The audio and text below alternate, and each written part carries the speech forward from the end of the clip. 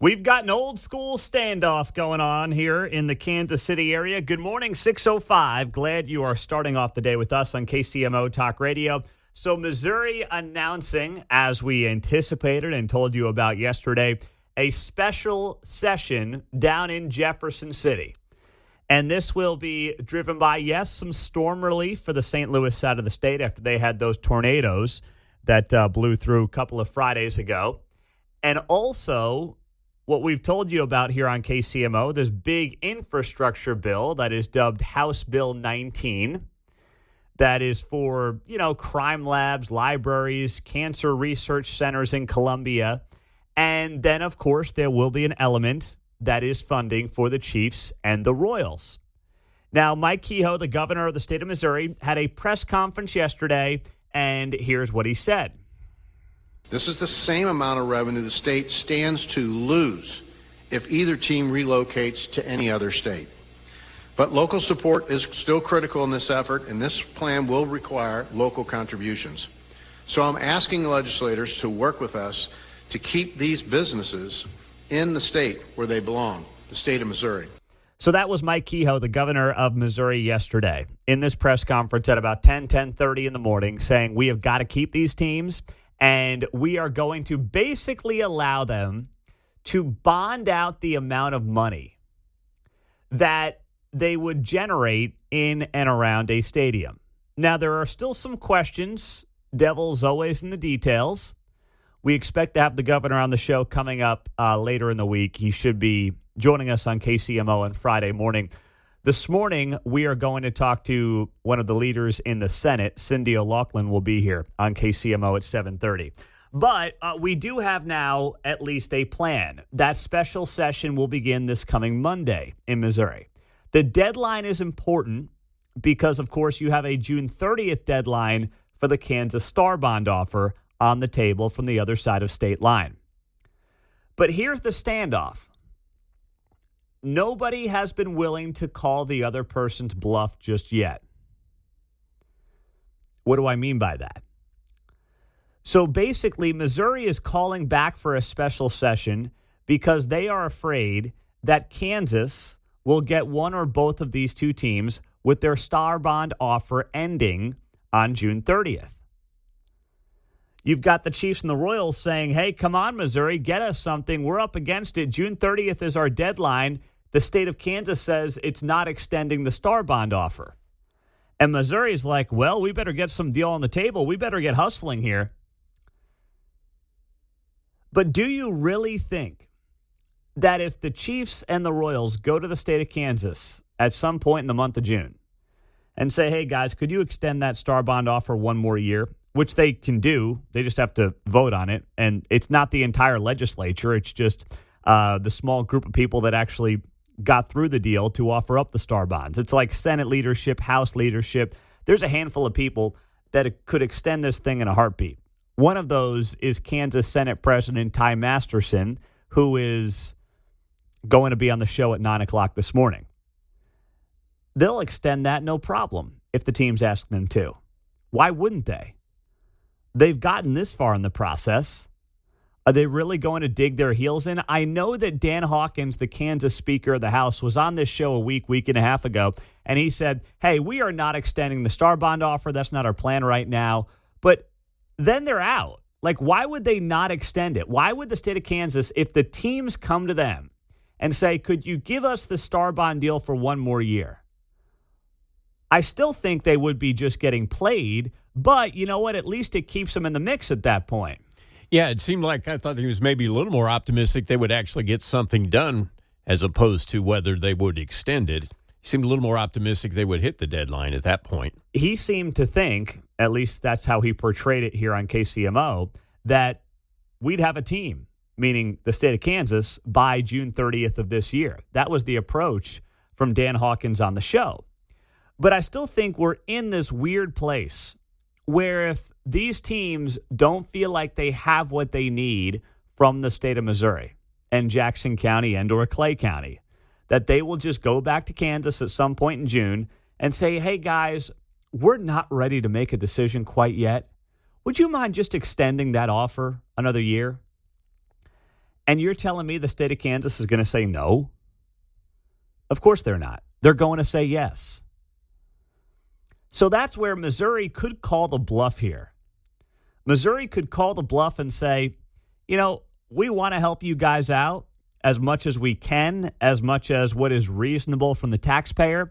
But right now, the state of Missouri feels like it's got a gun to its head, and they're basically acquiescing. I've talked to a lot of people in the legislature, and they're not happy about this special session. There are still bad feelings in the Missouri Senate about how the abortion issue was handled at the end of the term 2 weeks ago. There are also bad feelings about the House not passing this infrastructure bill that the Senate passed. So that's going to be on the table here coming up next week. There is a lot of hurt feelings. And yes, these folks in state politics are kind of like big babies sometimes. That is absolutely true. There are adults, not as many as there should be. But yeah, there's a lot of big babies with fragile feelings and big egos that far outweigh their importance in their community and in their state. But you know what? They got into politics for a reason. They have that. So now the question becomes, will Mike Kehoe be able to corral the votes for the Chiefs and Royals fundings?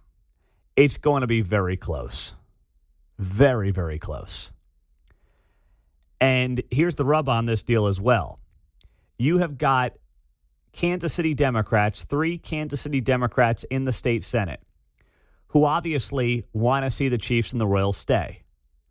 But the Senate Democrats are ticked off at the Senate Republicans, once again, over the abortion issue in the state of Missouri and how that was handled down the home stretch of the legislative session, the fact that the abortion issue is going to be back on the ballot. Democrats in Missouri are not happy with that. However, they may have to play ball here, no pun intended. Do Kansas City Democrats in the state Senate of Missouri want to be the ones who help sink funding at the state level to keep the Chiefs and the Royals in Kansas City? That is the $500 million question. They can be as mad as they want at Republicans, but in the end, do they say, you know what, I can't change that abortion deal. I do not want to screw my own city and potentially hurt my own constituents, many of whom may work at Arrowhead and work at the K 81 nights a year, because I'm mad about the abortion issue.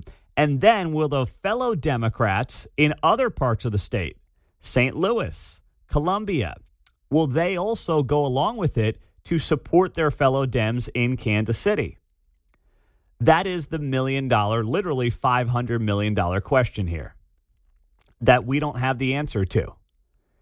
It is actually more likely that Mike Kehoe may have issues with his own Republican Party on getting this funding across the finish line for the Chiefs and the Royals. He needs a simple majority in the state Senate. That would be 18 votes.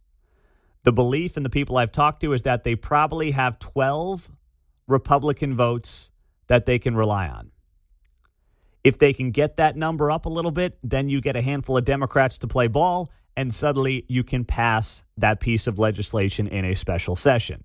But it still remains to be seen whether or not he's going to be able to get the bodies, get the votes he needs to get to the 18 number to pass a piece of legislation to help fund the Chiefs and the Royals. But I'm telling you, even people who are allies of Mike Kehoe right now, they are not happy with how this special session deal is playing out. And they do also believe in part that Mike Kehoe is feeling the heat. He does not want to be the governor that loses one or both of these two teams to Kansas or, God forbid, anywhere else. So he's starting to feel the heat on some of this in a way that a lot of people in his own party believe he should call the bluff on. We don't know what Jackson County's offering. We don't know what Clay County would have potentially for the Royals. Heck, the Royals haven't even really given us some kind of a plan on what they want to do and where they want to be. That's still out there. And the Chiefs are like, yeah, we want to build up the Truman Sports Complex. To what exactly? To the plan they had forth last year that failed in a vote? I mean, no one really knows. And that is a part of this that has also bothered a lot of Republicans in particular down in Jefferson City in this process. 913-408-7957 as we kick it off on a busy Wednesday morning on KCMO. Speaking of the Royals, man, suddenly they are once again hitting the skids. Mark's wearing his Mariners hat today. He's so embarrassed by the Royals. What is going on there? Man, that is not a good scene. But we'll keep it rolling throughout the morning here on KCMO Talk Radio. Coming up next, we had a hilarious topic yesterday where one political party is trying to figure out how to get a hold of young men. How do they win them back? They're going to dump tens of millions of dollars on this process, and some on their own side are even mocking them for it. We'll share the audio coming up on 95.7 FM KCMO. Speaking with American men, a strategic plan. Yes, that is the plan that the Democratic Party has rolled out as they try to figure out a way to win back young men. They want to win us back over. They can't figure out why they are hemorrhaging young men. They can't figure out why the group of people that they have basically treated like dirt for our entire voting lives don't want to vote for them anymore. I know they talk about a bombshell. They can't seem to figure it out. That frat boy humor and stuff. They don't like that. They don't like red-blooded American men. You love your country. You love the Constitution. You love red meat. You love working out. You love being a dude's dude. They've got no use for you. Now, if you're Mayor Pete and, you're a big fan of literally riding trains, you can become the transportation secretary. Choo-choo! All aboard! Love the caboose. If that's your thing, they welcome you with open arms. He's a troubled guy. That's what they love. But if you're just like, hey, all-American man, love sports, love this country, love what it stands for, and hold American values that might be considered traditional in nature, please, they'll throw you to the curb. You're part of the problem. And now they're going to spend $20 million to try to figure out what they did wrong. This was reported by the New York Times over the weekend, and it's been really mocked across all of media since then. New York Times reported that a new $20 million effort aims to reverse the erosion of Democratic support amongst young men, especially online. It is codenamed SAM, short for Speaking with American Men, a strategic plan.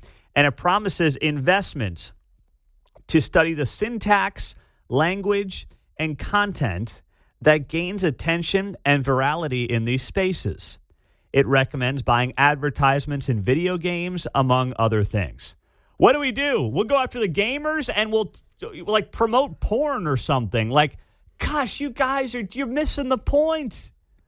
You're missing the point, but it is so predictable. We're going to spend $20 million on video games to try to talk to them online. Just don't be a freak show.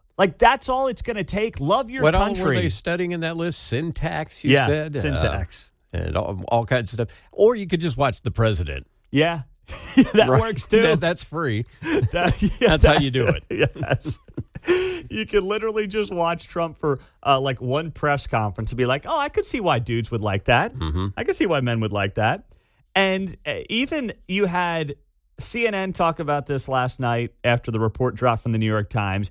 You had MSNBC somewhat mocking it as well. Here's what CNN was talking about last night. Dana Bash and Manu Raju, who was one of their Capitol Hill reporters, talking about this last night on CNN. So you're the man here. I will not mansplain you. All I will say is, duh. Yeah, I know. Look, they should have probably recognized this a couple of cycles before when this trend was growing very apparent. This was a huge problem for them in the past election cycle, and they need to figure it out because right now the Democratic message is really all over the place. What do they exactly stand for as they head into the midterm elections? But right now it's a hope, really, among the Democratic leaders that that voters will recoil what they view as overreach from the Trump administration. They will make the argument that they need to be a check on Trump's power and to use Trump's push to move ahead with this so-called big beautiful bill, which rail about the tax cuts and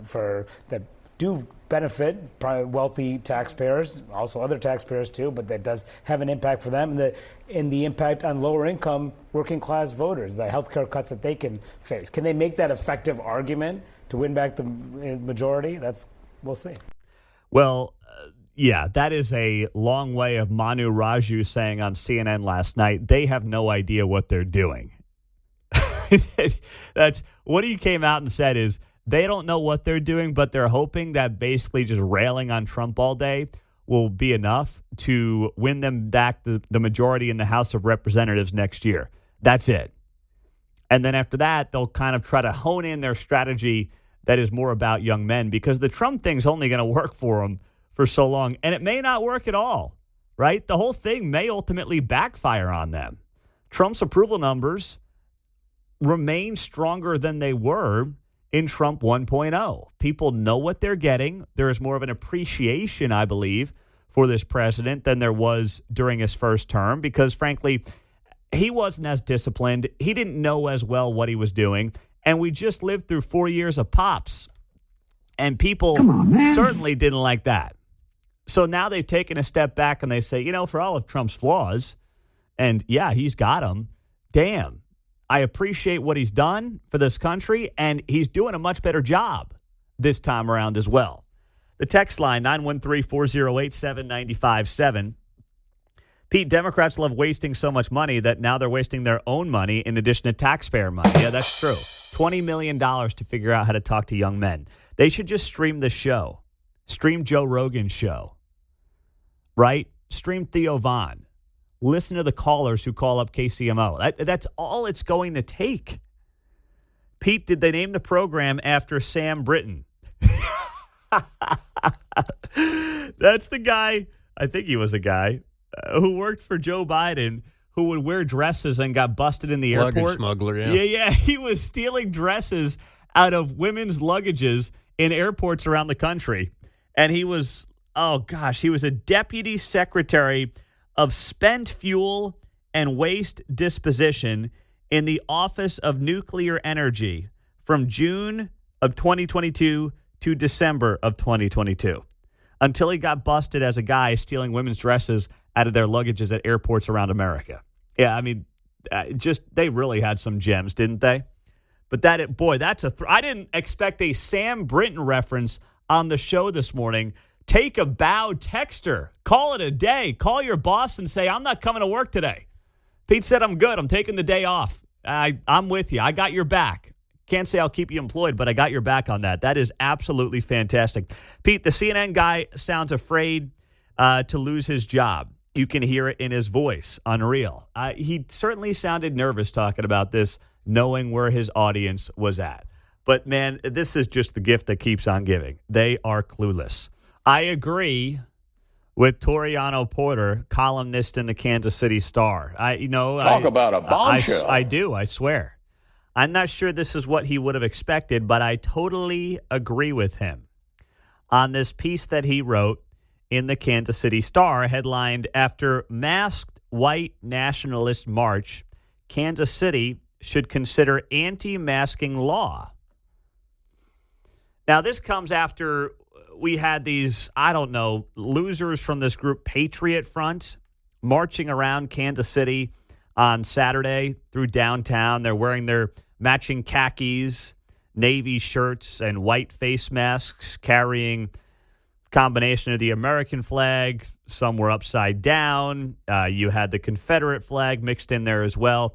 It's not really clear what they were doing, but they marched around, they jumped in the back of U-Hauls, and they left town.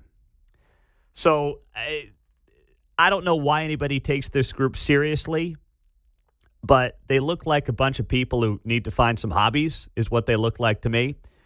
But whatever you want to define Patriot Front as, and I have no idea who's involved in this group, if there are strong local ties, don't know anything about them. But if you want to use this as a reason to have anti-masking laws in Kansas City, sign me up. Because guess what? When you look at a lot of the protests and the rallies that have taken place across Kansas City over the last several months, you are far more likely to have what I would consider left-wing causes that people are out protesting on behalf of with mask wearers. Now, these COVID or these Patriot Front guys are not wearing the COVID masks. They're wearing full-blown masks over their faces. They're not wearing the dopey little COVID masks. Granny panties is what Yes. they're called. Yes. Thank you, John. Knows a thing or two about those.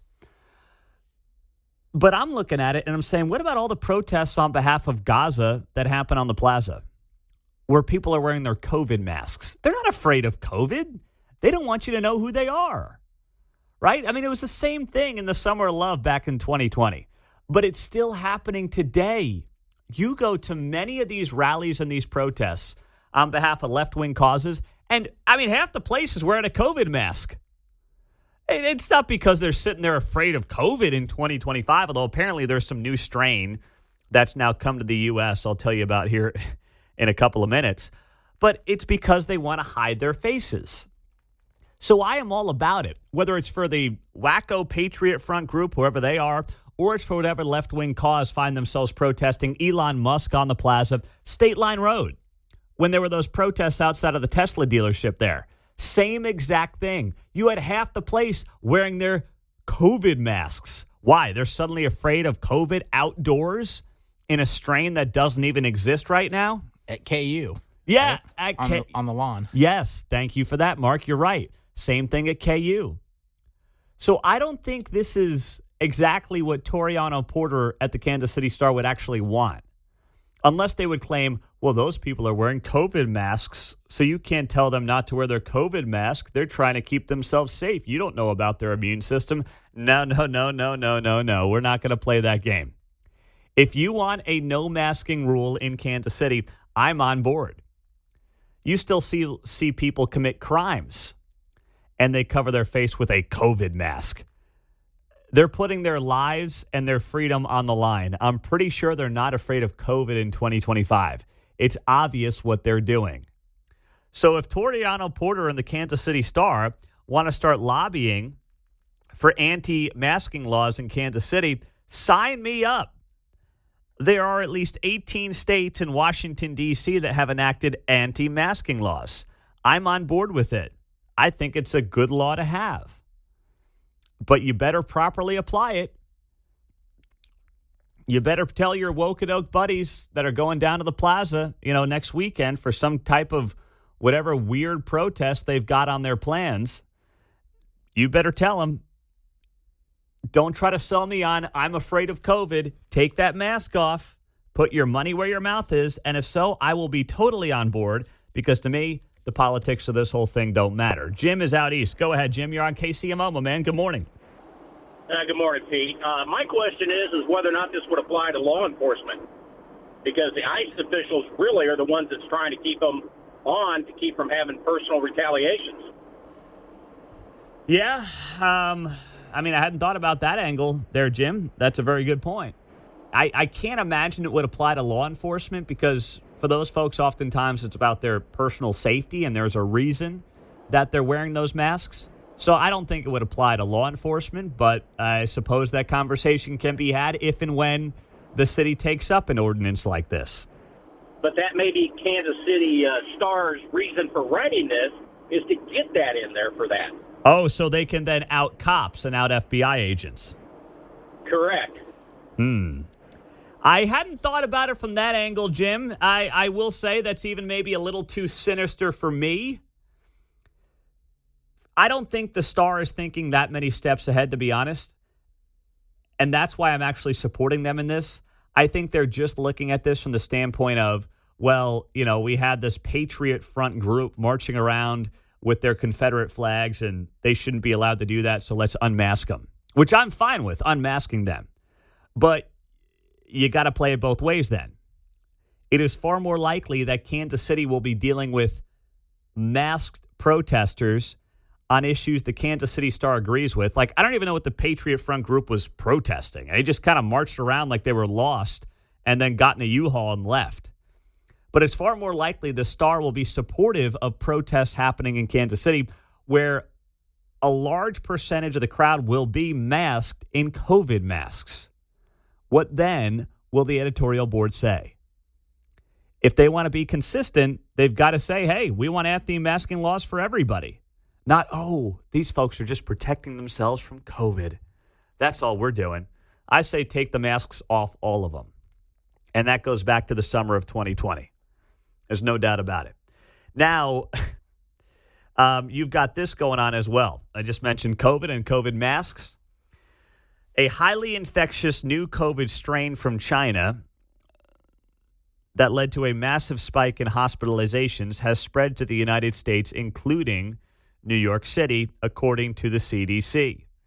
The new NB 1.81 variant, boy, this is like the LGBTQIA. We're running out of letters and numbers here. The new variant is NB 1.81, was first detected in the U.S. in late March and early April among international travelers arriving at airports in California, Washington State, Virginia, and New York City. Additional cases reported in Ohio, Rhode Island, and Hawaii. The CDC has said there are too few cases in the U.S. to be properly tracked in the agency's variant estimates, but experts are warning that the virus's run in China shows it spreads more quickly than other dominant strains of the respiratory infection. Experts have been closely tracking the new variant after it became the dominant strain in China this year, with cases surging across all of Asia. Hong Kong authorities say COVID-19 cases have spiked to the worst levels in at least a year after officials announced a significant increase in emergency room visits and hospitalizations in the last month due to the variant. So here we go again. I don't know what the end game is here for this strain. Obviously, there have been a number of different strains since the original strain 5+ years ago at this point. But the timeline of all this, with obviously Trump back in office, Trump putting the screws to China, Trump trying to get a trade deal that is more beneficial to the United States, is eerily reminiscent to where we were in late 2019 into early 2020, when Trump had cut a favorable trade deal for the U.S. against China, was likely rolling towards a re-election, and we all know what happened from there. Looks like his tariffs on bats coming out of the wet markets in China didn't work, Yeah, right? I guess that one that one didn't quite hit. That one. But we'll have to see where exactly this variant goes. We know there's always that spike this time of year. The question is, how serious is this strain, and what exactly and who exactly does it impact? There you go. Coming up, the 6 at 6, top 6 stories in the 6 o'clock hour. We will get to on 95.7 FM KCMO and streaming on the KCMO Talk Radio app. I believe it's today, might be tomorrow. Bill O'Reilly is in China and is doing a seminar on President Trump with the Chi-Coms. Not Xi specifically, but all of Xi's guys are going to be there in attendance. They all want to know more and learn more about Trump, and Bill O'Reilly is over there. He's overseas right now. He was taking his son over there as a college graduation gift. They went to Japan. They are now in China. Bill is doing this event, this, I don't know, seminar, whatever you want to call it, on Trump. And then they're going to South Korea. So when Bill is back in the States, we will get him on KCMO to talk about that trip. And especially this presentation that he's given today. It might be tomorrow, but I believe it's today, Wednesday, to a lot of the influential people around President Xi. And I know that Bill is hoping that he can release that and share that with the public, but that's going to be up to the Chi-Coms. Like, you don't just tell them what you're doing. It's a surveillance state. He can't even bring his cell phone into China. He's got a burner phone in China while he's there, and then he's got to get his own personal phone back as he gets set to leave the country. So Trump knows he's there.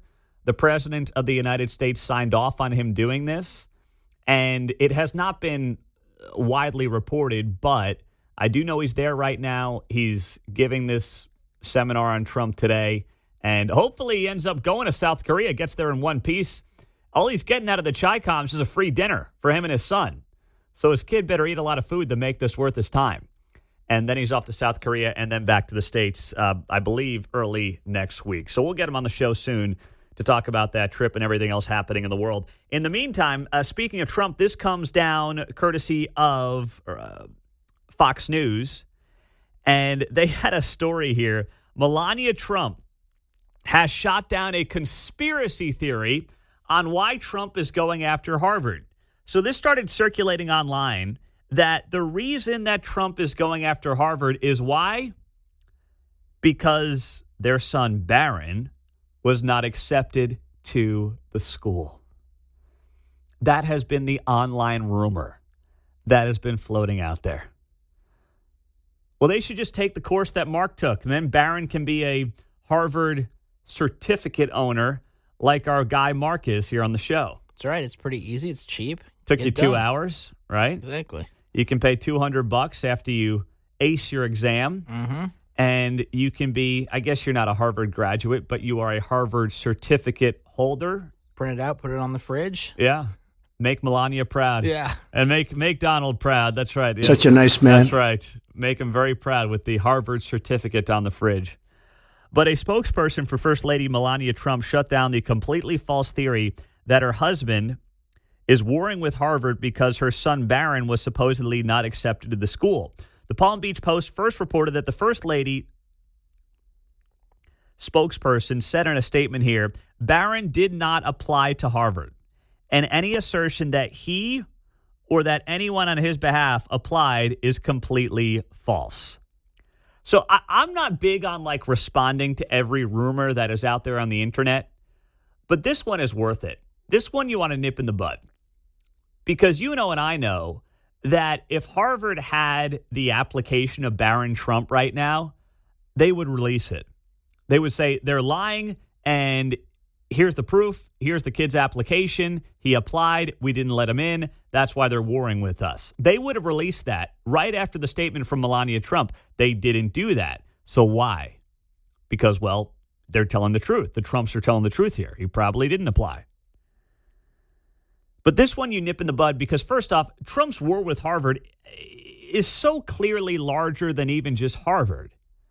It's about how our higher education institutions operate and what they actually do for the good of the American people, which is becoming fuzzier every single day.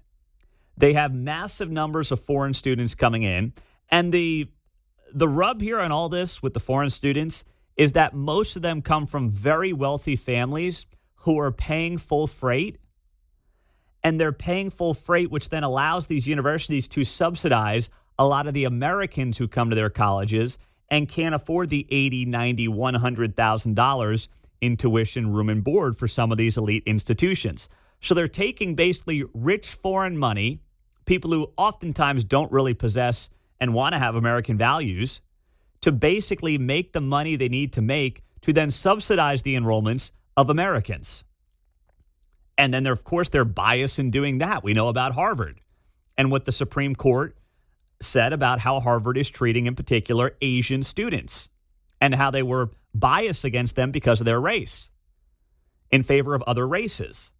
So these higher institutions are just an absolute utter mess. And the more that this administration can expose the operations inside of the Harvards of the world, the more eye-opening it's going to be for the American people. So keep signing me up for more of that. And no, Barron Trump did not apply to Harvard. I don't know about you. I want no part of Canada. I don't. Yes, I understand there might be some foreign policy benefits when it comes to more energy production and things of that nature that may be beneficial to the United States by having more landmass. But I don't know if Trump's trolling on this whole deal or if he's serious on this Canada 51st state thing. But he brought it up again yesterday, and I just can't buy in on it. I can't.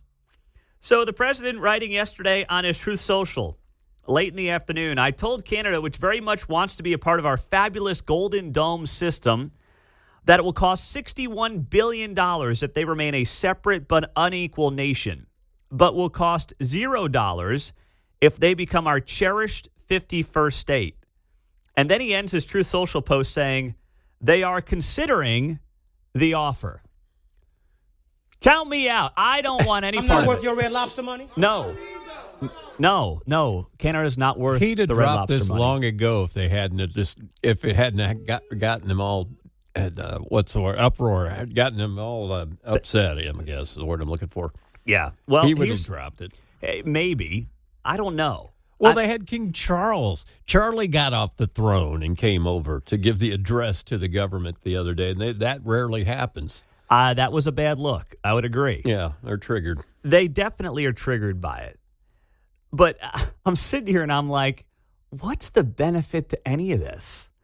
We already do a lot of CYA for Canada. Let's be honest. They would have been taken over by somebody long ago if we were not sitting here as their next door neighbors. They couldn't defend themselves if they tried. But I'm also like, so we're going to entice them to be this 51st state with this Golden Dome. Now, we don't even have a real plan for the Golden Dome yet. The Golden Dome is this multi-layered defense system that would basically protect us from, God forbid, nuclear war breaking out. It would be able to intercept missiles if they are launched from other sides of the world, even if they are launched from space. The concept includes both ground and space-based capabilities that would defend against missiles by detecting and destroying them ahead of launch, intercepting them early in flight, halting them mid-course, and stopping them in the last few moments of approaching a target. So I'm like, okay, that's cool. What's it cost? Well, the CBO, Congressional Budget Office, has estimated a cost of $542 billion for the space-based components alone. I don't want to help out Canada. I'm not saying this is a bad idea. Just got to figure out how to pay for it. But I'm not bailing out Canada and then welcoming them in as a 51st state to protect them from, God forbid, nuclear war. I'm not looking to be in that business here, John. We should have put in Reagan's Star Wars defense. That would have been worked. already done by now. Maybe it would have. So, aerospace and defense company Lockheed Martin says on X they will support the mission. Yeah, because they'll make a freaking fortune on it. That's why. $500 billion to get this thing going. No wonder Lockheed Martin's on board. And then the political side of this can't be overlooked either. So, Canada's got 40 million people in it. If they become a 51st state, they get 2 U.S. senators, right? What happens there? They're definitely going to be of a blue variety. They will also get members of the House of Representatives. California has about 40 million people in it, same population as Canada. That would be about 50 members in the House of Representatives. The Republicans will never see a majority in the House if Canada were to become a 51st state. So what are we doing here? Now, yeah, is it a troll job by Trump? Probably, in part. Classic. All-time troll job. And I can appreciate that. But I'm also, and I love trolling. I'll troll anybody, especially Canada. I love trolling the French as well. They're at the top of the list, too, especially after Macron's getting slapped around by his wife on, the global stage the other day. The only person that slaps Macron around more than his wife is apparently Donald Trump. So, I'm all about that. But I'm also like, please, if there's like 2% of Trump that's serious, that's 2% too much on this deal. Well, it's like when you're out on the golf course, that's where some deals start. Hey, you wouldn't want to be a state, would you? Oh, come on. It just starts as idle chatter before it develops. So it just seems like that kind of thing. Like, oh, you're interested? He throws it out there. It's a balloon. All right. And if he gets interest, then he jumps on it. Well, social media, I think you're right about that, too. And social media can't really tell. And no one seems to be able to tell whether or not this is legit or not, which I think makes it all the more compelling. Yeah. And it gives us, of course, some good fodder here on the show, and I'm down to talk about it and have the conversation with you at 913-408-7957. I can't get myself to support it. On the text line, Pete, this whole idea would cost a fortune anyway, referring to the Golden Dome. Israel's Iron Dome has also cost them hundreds of billions of dollars, and America is almost 500 times the size of Israel. Also on the text line, Alberta would be a great addition. Any others, not so much. That is the most conservative part of Canada. Your favorite province. Yeah. Can we do that, though? Can we just pick and choose? We'll just leave Quebec. Leave Montreal. Montreal maybe can be part of like Vermont or something. Let them join the Bernie Bros up there. But I would agree, if we're going to go anywhere in Canada, go to West. Try to connect Alaska down to the lower 48. There we go. So you kind of have this natural Got progression. a corridor there. Yes, Yeah. the we'll call it whatever, the Canadian corridor that we take Call it over. the pipeline, if you will. That is where, I think that's where our buddy Kelly Urich moved up to from down the hall at 94.9 KCMO Classic Hits. He's up there in Western Canada, and he swears to me he won't come on the show because he's trying to get his Canadian citizenship. So he doesn't want to come on and bash the government. That's how free the speech is. Yeah, exactly. All you Americans who are like, I'm losing my free speech, I'm going to Canada. So he tells me that being up there in Western Canada, they are very conservative. And actually, the younger you are, the more conservative you are, because they're realizing that this liberal Democrat system has failed that country tremendously, and the young people are waking up to it. So he's like, up here, we got a lot of people that love Trump. They love MAGA. They love all this stuff. But you go to the rest of Canada, you go to Quebec, you go to Montreal, and it's TDS all day, every day. So that's the problem. You can imagine the blue and red corridors in America. They don't just stop at the border and change colors, really. So, the middle part of the country, too, is very conservative. Yes, absolutely. It's just like, it's in many ways just like here, where you have the population centers. Yeah, and you go to Toronto and Ontario, around Buffalo, get into Windsor and Detroit, they're pretty blue. Yes, deep blue. And that's, of course, where a lot of your population centers are. But you know what? If the western part wants to get on board, I could go along with it. I could. More so than taking on the whole country. I'll largely pass on that at 8:12 on a Wednesday morning on KCMO Talk Radio. We're giving away Cody Johnson tickets coming up in a half hour. He is going to be down in the Ozarks at the Thunder Ridge Nature Arena coming up in August. So we got your next chance to win in 30 minutes here on KCMO. Patrick Toohey from the Show Me Institute is going to react to the special session that starts on Monday in Jefferson City around the Chiefs and the Royals. So we've got a busy hour ahead on 95.7 FM. We're always streaming, of course, on the KCMO Talk Radio app. I can't believe how much this economic data point was overlooked yesterday when it came out. And here it is from CNBC. Yes, and there are some surprises here. This is our May read on consumer confidence from the Conference Board. On the headline number, we're expecting a number somewhere north of 87. Comes in strong, 98.0. That is the best number since February of this year. That consumer confidence number is up 12 points in May, the first month-to-month increase since 2024, according to the Consumer Confidence Index. It came in at a 98.0. The expectations were for an 87.1, and the last number was an 85.7. So what you're seeing now is consumers become more confident in a way that a lot of people on Wall Street did not expect. Now, why would that happen? Well, of course, tariff anxiety was part of the equation here that obviously drove people to be a little less confident in recent months. And also, just as important, I think, is a disconnect between Main Street and Wall Street. You've got Main Street that for the last few years has not been part of this Wall Street surge that has happened where you have seen the markets go bonkers. And Trump came into office and said, we're kind of going to reset this thing here. We're going to focus on Main Street first. We're not going to focus on Wall Street first. And that's why some of these consumer confidence numbers and other economic data points that are being reported are not getting the attention that, frankly, they should be. Well, the confidence numbers didn't reflect the reality, so to speak. People's confidence was low, and they like to report on that. But the economy was doing okay, if you will. So now that we're talking about the feelings, and the feelings are good, I don't think they want to emphasize that at all. Now they just like to emphasize it when the confidence is down. They wanted no part of this yesterday when it came out. CNBC did a good job reporting on it. But even this report that came down from the Associated Press, U.S. consumers' confidence rebounds after 5 straight months of declines. So even they hedge it in the headline. Instead of saying, wow, these numbers far exceeded expectations. April had a very poor consumer confidence number. It was the lowest since May of 2020 in the middle of the pandemic. But it jumped up 12 points.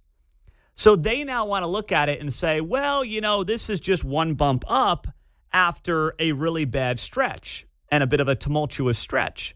Okay, fine. But now people are feeling better, and it jumped up tremendously. So the AP writes here, Americans' views of the economy improved in May after 5 straight months of declines, sent consumer confidence to its lowest levels since the onset of the COVID-19 pandemic, largely driven by anxiety over tariffs. A measure of Americans' short-term expectations for their income, business conditions, and the job market jumped 17.5 points. The proportion of consumers surveyed say that they think a U.S. recession could be coming in the next 12 months, but that number declined tremendously from April. So the other part of this, too, is that there are reports that businesses may not be buying the U.S. consumer confidence jump. Well, that's because they're too ingrained in the day-to-day headlines and day-to-day chaos. And while, yes, I think many Americans are interested in the news cycle, they are not ebbing and flowing like Wall Street is in, oh my gosh, a new tariff is coming. Oh my gosh, the EU is getting hit with 50% tariffs. Oh no, what are we going to do? How are we going to handle this? It's like, take it one day at a time. Take a deep breath. And also, Trump has been notoriously reactionary to the markets in a way that he doesn't get credit for. There is a new acronym that is out there. Some of you may not like this acronym, but it was dubbed yesterday Taco Tuesday. The acronym is TACO. What does TACO stand for? It stands for Trump Always Chickens Out. That is the acronym that some people are giving Donald Trump on Wall Street. And that is what they are attributing yesterday's 800-point rally in the Dow Jones to, this acronym that was first deployed by a Financial Times columnist, used to describe a trend where Trump announces big tariffs on goods from other countries and then postpones them or cuts them hours or days later after a sharp market sell-off. I'm not saying it's a fair acronym, but I'm saying it's an acronym that is now getting some run in certain publications. Trump always chickens out, said the kid who flinches at the sight of their own shadow. Right? Wall Street's the one reacting and go, hey, you're the chicken. Yes, they are. You're right about that. They have been the most overreactionary in all of this and not reading into what Trump is trying to accomplish while also understanding that, yes, Trump is not looking to create immense amount of pain in the U.S. economy. I think what he's trying to do here is stay unpredictable. He's trying to stay unpredictable in terms of how he is negotiating these trade deals. When he came out last Friday and said EU's getting hit with 50% tariffs, I rolled my eyes, not because I don't agree with what he's trying to do, but I also expected at some point for him to say, hey, we've suddenly made some progress in our negotiations. The EU is willing to talk.